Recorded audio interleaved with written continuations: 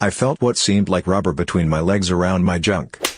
Alien abductees, or people who have claimed to see a UFO, what's your story? 1997 Colorado Springs, Colorado. I was 8 years old, playing in the sand volleyball court at the park down the street from my house. I was engrossed in my activity, burying my collection of Happy Meal toys in the sand, and then digging them back out, repeat. I was looking down, but decided suddenly that I needed to look up, because the world around me had lost all sound. There was no longer any ambient noise. No traffic noise from the busy streets, just a block over. No more dogs barking. No more birds chirping. I looked at the street that bordered the park, and that is when I saw it. It looked like a stealth bomber turned sideways, nose leading, one wing down toward the road and the other pointed up at the sky. Completely shiny black in color, as tall as a house, shaped like an arrowhead. It was cruising the street at 3 miles per hour. Just gliding over the road. I watched it for maybe 20 seconds. As soon as it had passed behind some 2-story houses and out of my sight, I got my hearing back full force. I ran home with my piss-soaked pants and never spoke a word of it to anybody. I occasionally suffer from sleep paralysis. It developed in my early 20s, and I've had the alien abduction dream. My dad and I love to watch shows about aliens, so I assume people who claim they were abducted had some form of sleep paralysis. It started with flashes of blue light, and I felt myself being lifted out of bed by the chest. I was blinded by a white light, and I could hear a loud mechanical whirring. When I woke up, I was sitting up in bed with my chest stuck out. My arms were holding me up. The experience was the most intense sleep paralysis dream I've ever had. I can see how someone else could have that dream, panic, and tell everyone about it. I was on a wildfire just south of Dugway Proving Grounds in Utah. We were in fire rigs driving to the incident area, 4 trucks in close convoy, when we heard helicopters. 8 black military choppers escorted us in formation for like 10 miles. We assumed they were just doing drills and using us for fake target practice or something. A little while later we are parked and about to start hiking to the fire line when suddenly a thin column of smoke shoots probably about 200 feet into the sky. It was a good mile away, but the concussion was pretty significant when it hit us, and the noise was still ridiculously loud. We thought it was probably no big deal. We knew we were near a strike zone. A good 5 minutes later an aircraft like nothing I have ever seen flew by us at maybe 500 feet. It was flat black and sort of rectangular but with fins and wells on the underside. It was moving pretty slow and was dead silent, so I have to assume it was some sort of stealth glider. It sounds ridiculous, but it immediately reminded me of a huge, flying Batmobile, Tim Burton era. After that some military personnel got on our radio frequency and instructed us to leave the area immediately. When our crew chief asked who it was and why they signed off, and the incident commander, the guy in charge of managing the entire situation, came on the radios and said we were evacuating the area. They sent us to a completely different fire about 100 miles to the south and never told us why, except that it was higher priority, which was BS. It was already out when we got there and we just assisted crews in the mop-up operation. The thing that confuses me about this is that if the army didn't want us to see the crap, or if it was dangerous, why didn't they keep us clear of the area in the first place? Either a communications breakdown or they had an "ow crap" situation going down, and had to get us out of there without warning. I can't say for sure what happened to me that night, but here is what I know. I was driving home for the weekend from school at Indiana University. It takes me about 2 hours to get home, and I left Bloomington around 10 p.m. At exactly 10:53 I am on a rural stretch of the 2-lane highway I take home, and I notice what appeared to be flashing lights behind me. I thought, great, I'm getting pulled over, so I turned onto the next country road about a quarter mile from where I noticed the lights. As the car came to a stop and I started to open my glove box to get out my registration and proof of insurance, the lights suddenly disappeared, and no car drove past. Now here is where the story takes a turn for the weird, and I am sure you guys will think I'm just making it all up, because it really does seem like something straight out of a typical UFO movie or story. The electronics in my car started to go haywire. The radio was randomly changing stations while the volume kept going up and down, while the dome light and headlights start to flicker and turn off and back on. This was at 10:56 p.m. I start thinking to myself that my battery must be failing, or else I have a short somewhere in the electric system of my car. So I lean down to pop the hood so I can take a look at the battery, and that is the last thing I remember doing. The next thing I know, I open my eyes and see nothing but the night sky full of bright stars. It was a cold night and it seemed like I had never seen stars that bright in my life. I sat up and looked around, and I saw absolutely nothing. Nothing at all. I was in the middle of a field, surrounded by corn stalks left over from the recent harvest. As I started to come to my senses, I started to freak out. Where am I? Why the hell am I asleep in the middle of a field? Where the hell is my car? I got up and started walking toward the distant headlights I could see from a road about half a mile away. When I got to the nearest intersection, I looked at the signs which read 350N and 50W. I was half a mile away from my car, which was just right off the main road. I started walking toward the headlights I could see on the main road. I can't say how long it took me to walk the half mile, but it couldn't have been more than 10 or 15 minutes. When I arrived at my car, all the lights were out, my battery had died, which struck me as odd because I couldn't have been gone for that long. I looked at my phone, which was sitting on the passenger seat, and the time was 2:17 a.m. Over 3 hours had passed since I turned off onto the side road for the flashing lights behind me. I remember sitting in my car completely dumbfounded, wondering what the hell had just happened to me. After about half an hour of just sitting there, I remembered that my battery was dead, so I got on the phone and called AAA to come out and give me a jump. It took about an hour for them to get out to me since I was a good distance away from the nearest town, during which time I just sat in silence, running through the possible scenarios in my head concerning what had just happened. To this day I couldn't tell you what really happened to me that night. All I know is I can think of any plausible explanation as to why I woke up over half a mile away from my car in the middle of a cornfield more than 3 hours after I had stopped. I have only shared this story with one other person, my uncle. I am sure people would either look at me like I'm crazy, or they would call BS on the whole story. And I can't blame them. If somebody came to me with a story like that so closely mirrors the stereotypical encounter story, I probably wouldn't believe them either. I've seen a couple of weird lights occasionally, and I have no recollection of being abducted, but when I was 12 or so, I felt something hard and round in my earlobe. I told everyone and they said it was just an under-the-skin zit, pretty normal for someone my age. But it was there for 6 months. Annoyed, I decided to do some self-surgery. I could feel it very near the surface and poked a hole in my ear with a sterilized needle. Blood everywhere. I could feel this thing and I squeezed up, towards the hole I just pierced. Out pops this tiny metal ball. Maybe half the size of a BB gun pellet.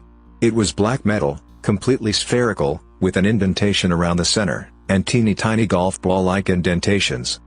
As I was rolling it around in my blood-covered pictures, it slipped, spun around the sink a couple of times and fell down the drain. At 12, I had no idea what the hell to do with it, and my parents didn't believe a word I said and told me to just put some tea tree oil on my zits next time. I have never had anything like it since. Not a very spectacular story, but true. I've always felt some encounter stories were real, but what made me truly believe was when I was standing outside one night, watching the stars. It was late, maybe 2 a.m., and out in the country, so it was dark, no street lights, very little to no moon. I was watching what I thought was a satellite moving across the sky from right to left. Didn't think twice about it as I saw them all the time. Suddenly, the satellite stopped and shot off fast, totally disappeared, at a 45-degree angle from the direction it came. I have never ever seen a satellite change direction ever. It startled me so much I stood there for a bit wondering if I really saw it or not, but I did, 100% certain. It's unfortunate no one was there with me that night. Okay, here it goes. The first time I had ever seen anything, I was 7 in Houston, Texas. I used to like to climb on top of my mom's Suburban in the driveway and stare at the stars. One night I saw an intensely bright floating light over the tree line probably about a half mile away. I hollered but nobody came to see it. I did not see anything else until March of 2008. This experience happened between the 10th and the 15th, but I can't give a specific date because I was up for 4 days trying to come up with some explanation to satisfy what I had seen. This was in Tuscaloosa, Alabama. My mother lived in a garden home community, all houses the same size, all one story, and you had great visibility distance-wise. I walked out of my buddy's place at exactly 4 a.m. to a bright starry night. When I walked out, something caught my eye to the left of me. I looked over and saw a bright blue, yellow, green, white, red, orange strobing flashing light floating silently to the left. I stood in awe at it, and did not want to go grab anyone because I didn't want to miss anything. I watched as it passed in front of the moon behind my friend's place, and I saw the outline of the craft. It was a teardrop, sunflower seed type shape, and the craft seemed to have the lights being transmitted from the top half of it. It was almost as if it was transmitting some type of light pattern upward. It also had a dark, thin, smooth line of exhaust that disappeared 50 to 75 feet behind it. This all occurred no less than 400 yards away from me. After it passed the moon, I ran inside and grabbed someone. He saw it, but it was too far away to make out what it was. I went home, which was only a few blocks away, and looked out from the driveway the same direction the first craft had come from. I saw two dim white lights slowly coming over the horizon at a slow pace heading towards me. I then ran inside and grabbed my mother out of bed. We stood there for about 20 minutes while 5 separate crafts flew over us. First came 2, then 1, about 6 to 7 minutes apart from each other, maybe 20 miles per hour, maybe 200 feet up, completely silent. The way that they looked from underneath was each one had 2 huge bright white lights which were maybe 30 to 40 feet across each, but they were so bright it was hard to get a good estimate. They also had a pulsating red one between the white lights that dimmed and relit.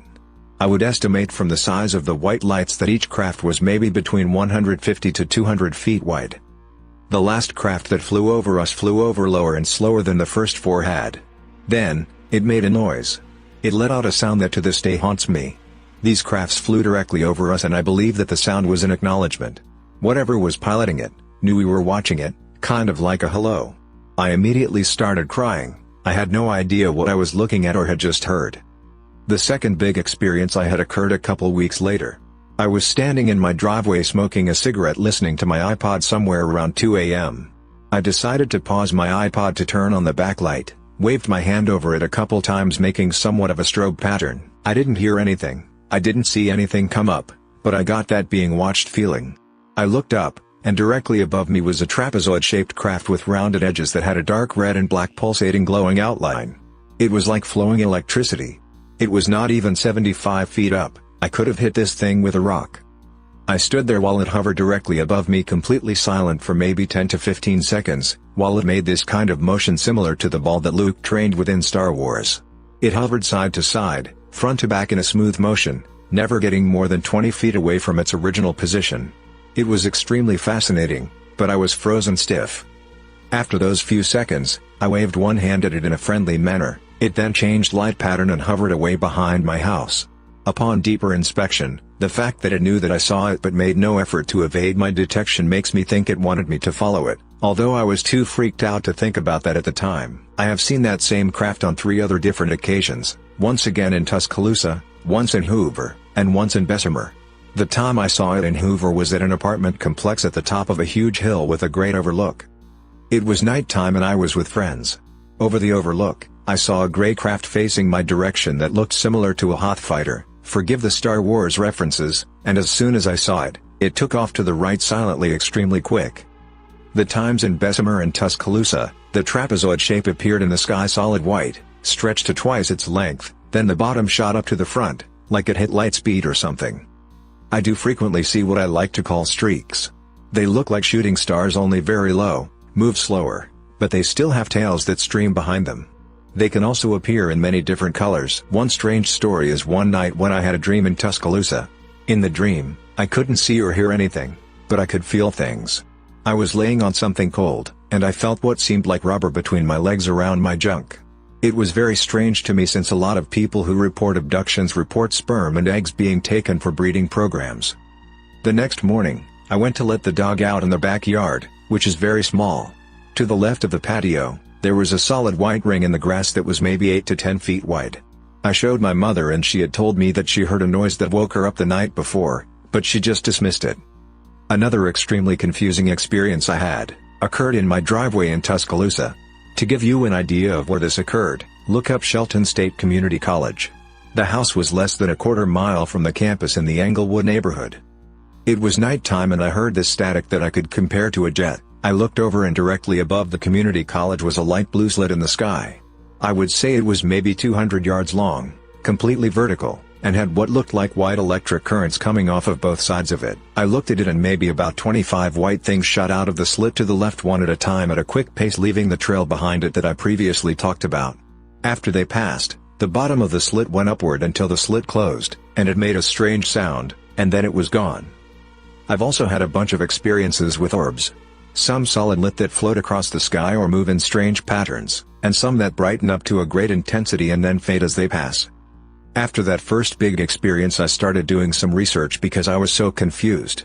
I understand that I've had an abnormally large amount of experiences, and I honestly can't tell you why. I wish I could. I found a type of UFO witness called a contactee. These people are similar to abductees, except they are kept up with. I have no idea why I have had so many experiences, and I have only listed a fraction of them. My best guess would be that since I acknowledged the presence of whatever it was I was seeing, it decided to keep up with me. It's kind of a gift and a curse.